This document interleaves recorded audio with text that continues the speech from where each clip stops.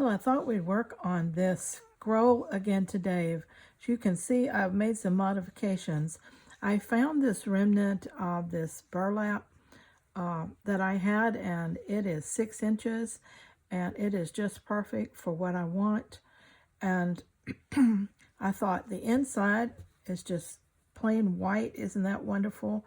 When it rolls up, it'll have this outside that will look, interesting when I hang it, but it'll also be something that would cause people to want to know, well, why is this rolled up? And then it would cause them to unroll it. And when they do, they'll find the snippet roll.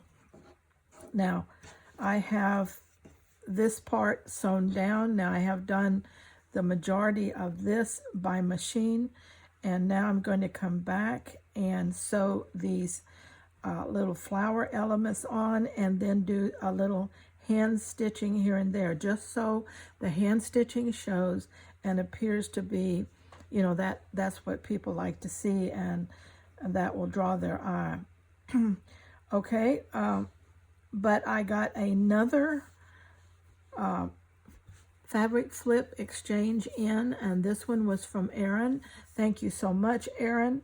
And she sent me some nice cotton fabrics here with a little scriptural saying of Psalm 23. And so I'm going to use this. Now I need to snip where she has just ran a thread here to hold them all together in a snippet. Flip. And we'll see, with her things combined with maybe a few of mine, we can blend these two together.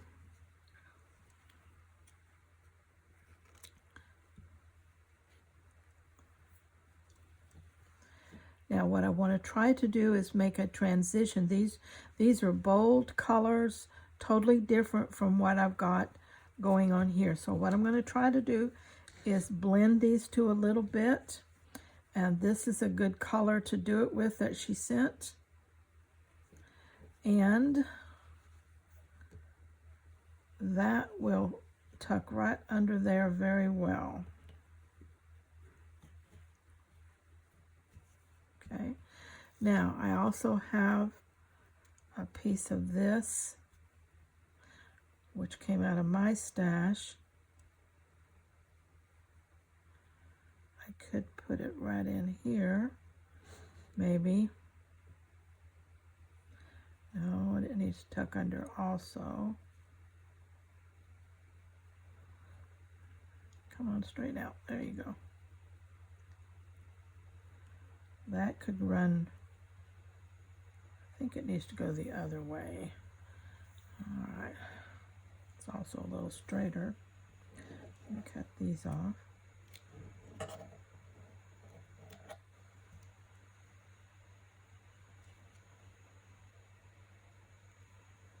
Yes, that would frame that pretty well. All right, don't know exactly yet. I'll hold that. What would be the next logical color? Might could do. Let's see, we have this one. That's way too much to at one time. So let's take and cut a piece. Okay.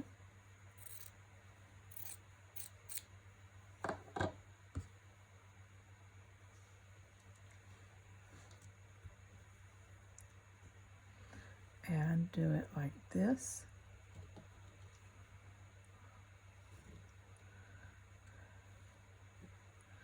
Let that come down. Tuck that under. I will do this one under. And we have this really pretty blue. I'm thinking that might make a nice transition across there. Let's cut that.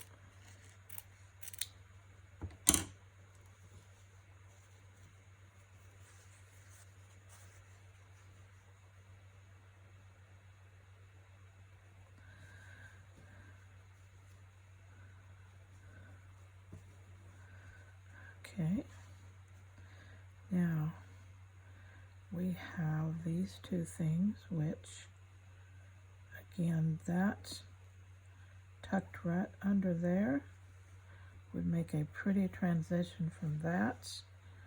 And first of all, we'll tuck this one. Now, if you're going to do this with your own things, that's no problem. But if you're going to do this with a flip with somebody or several somebodies, then you're just going to have to blend whatever you get the best you can. And most of the time you can do that quite well.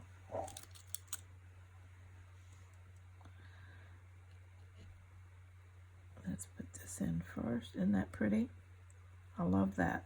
It's a very nice piece to be able to transition with.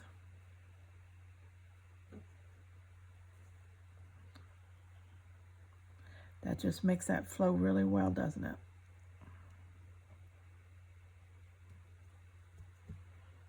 Okay.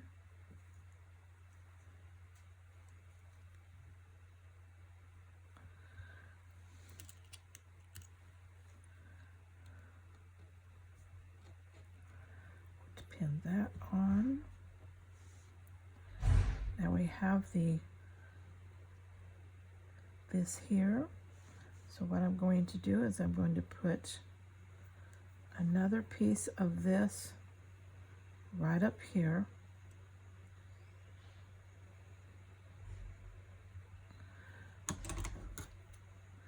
I'm going to cut this one a little long because I want it to be able to transition over into the next piece I put in there.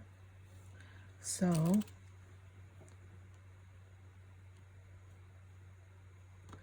pieces like this just help to blend. Think of them as blenders. They blend things. Then we will take this square here and break it up a little with I'm going to take some of this side off.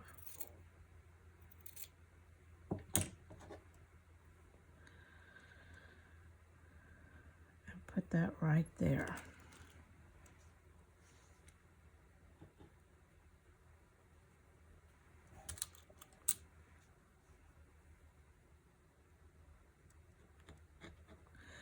And using Erin's pieces, we now have, you know what, I might take this and kind of help blend it a little bit more even by putting that in there. Let's go there, maybe under there. There we go. Help transition some of this bolder color over here and break up this large square of peach fabric, but that was perfect to come off of this. Okay, I'm liking that, okay? Nice transition. Now I can always add a little something across here. Like for instance, I could put something like that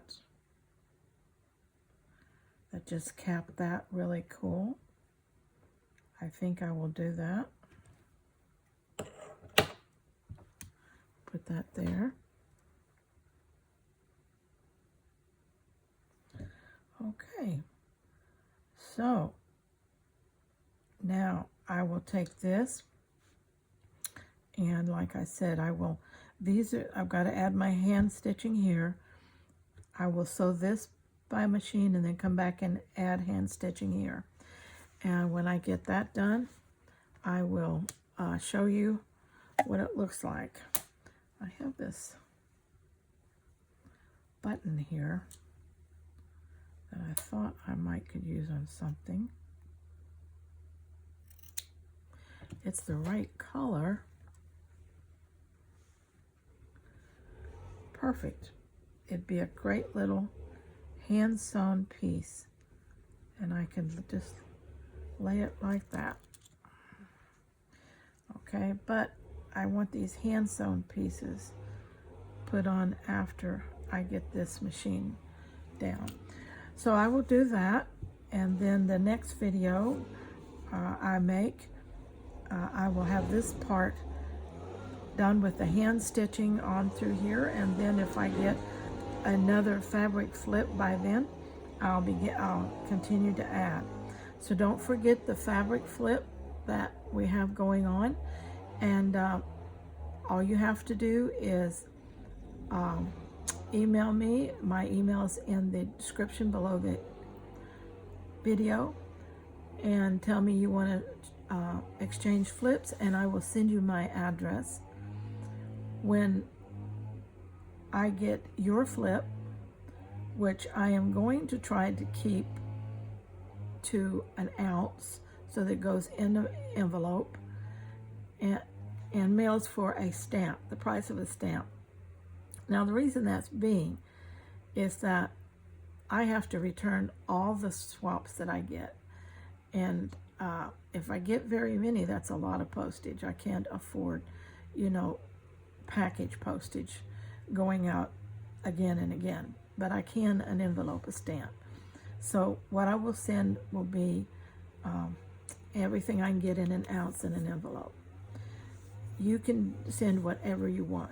All right, 1 ounce in an envelope is fine. A box is fine. Whatever you want to send as a flip. If you don't want to go to the trouble to sew it into a flip, that's okay too. Whatever makes it easy for you. It's really an exchange of some fabric, some trim, some lace, whatever you've got. And then we each create using a little bit of something different we get from someone else. Okay, I think that's it, but let me know what you think, and this will be rolling up. Of course, I've got pins in there right now, but this will be rolled up and will not show from the outside until someone unrolls it. Okay, and isn't that a handy little thing? It's sewn and finished on the edges. It's substantial to sew to. It's really, I'm so glad I found that and I thought about using it. All right, till next time, let's think about these swaps.